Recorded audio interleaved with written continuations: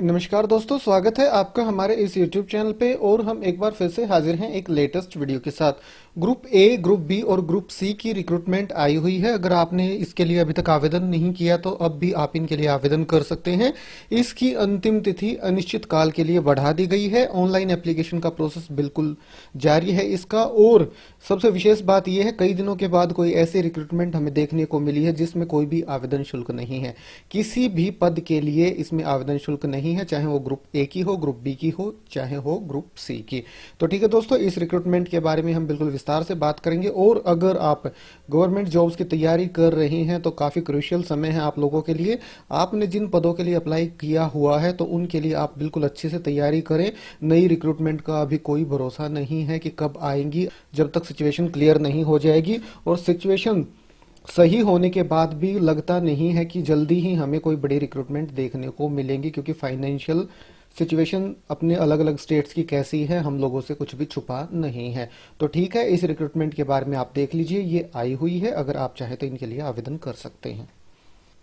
ये देखिए, यहाँ जो लास्ट डेट और स्टार्टिंग डेट दी गई है आप इसको भूल जाइए, जो नोटिफिकेशन में दी गई है। मैं इसकी ऑफिशियल वेबसाइट एक बार दिखा देता हूँ आपको। ये है इसकी ऑफिशियल वेबसाइट, अंतरिक्ष उपयोग केंद्र, इसरो की तरफ से रिक्रूटमेंट है, sac.gov.in।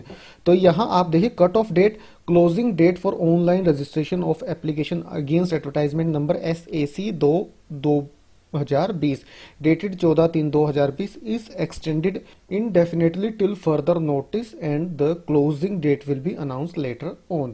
तो अनिश्चित काल के लिए इसकी अंतिम तिथि बढ़ा दी गई है। जब तक अगला नोटिस न जारी किया जाए तब तक आप इनके लिए आवेदन कर सकते हैं। अब देख लेते हैं इसका डिटेल्ड नोटिफिकेशन। ये डिटेल्ड नोटिफिकेशन है, इसरो की तरफ से रिक्रूटमेंट आई हुई है। 14/3/2020 नोटिफिकेशन पे डेट है। सबसे पहले ग्रुप ए की वैकेंसी है, तो इनके लिए आपके पास पीएचडी होनी चाहिए। और जो अगली वैकेंसियां हैं यहाँ भी अलग अलग क्वालिफिकेशन है। इनके लिए एमई एमटेक चाहिए। तो एमई एमटेक और पीएचडी वालों के रिक्रूटमेंट है ग्रुप ए की, जहां तक हम बात कर रहे हैं। अब चलते हैं ग्रुप बी की तरफ। ग्रुप बी की वैकेंसियां तकनीकी सहायक, टेक्निकल असिस्टेंट, इलेक्ट्रॉनिक्स की टोटल वैकेंसियां हैं 3। और क्वालिफिकेशन है diploma in electronics, electronics and communication engineering in first class from a recognized institution, board और यूनिवर्सिटी। और फर्स्ट डिवीजन से आपके पास डिप्लोमा होना चाहिए। इसी तरह से टेक्निकल असिस्टेंट मैकेनिकल, इसके लिए मैकेनिकल में आपके पास डिप्लोमा होना चाहिए फर्स्ट डिवीजन के साथ।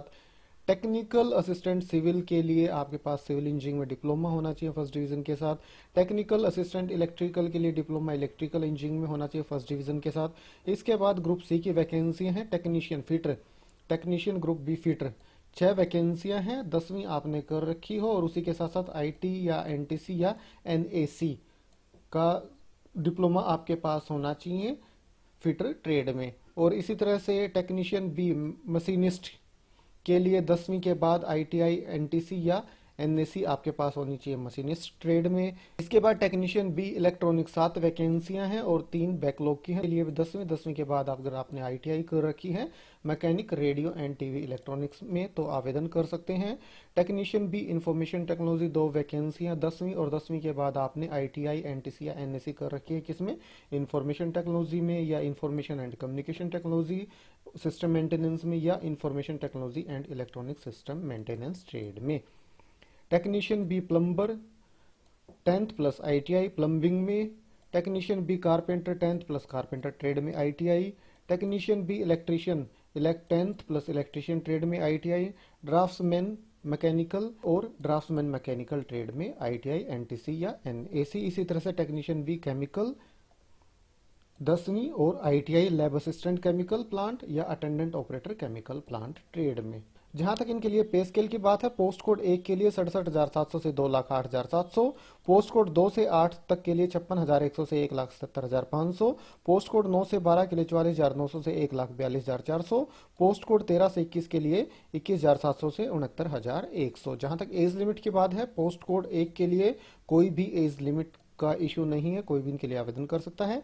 पोस्ट कोड 2 से 18 के लिए 18 मिनिमम और मैक्सिमम 35, और कैटेगरी वाइज आपको इसमें छूट भी मिल जाएगी। पोस्ट कोड 9 से 21 के लिए मिनिमम 18 मैक्सिमम 35 साल। और जहां तक चयन प्रक्रिया की बात है, पोस्ट कोड 1 से 8 तक के लिए सिर्फ पर्सनल इंटरव्यू के बेसिस पे सिलेक्शन किया जाएगा। और पद कोड पोस्ट कोड 9 से 21 के लिए लिखित परीक्षा होगी और कौशल परीक्षा भी आपकी ली जाएगी, उसके बेसिस पे आपका इसमें सिलेक्शन किया जाएगा। और जहां तक आवेदन शुल्क की बात है, कोई भी इनके लिए आवेदन शुल्क नहीं है।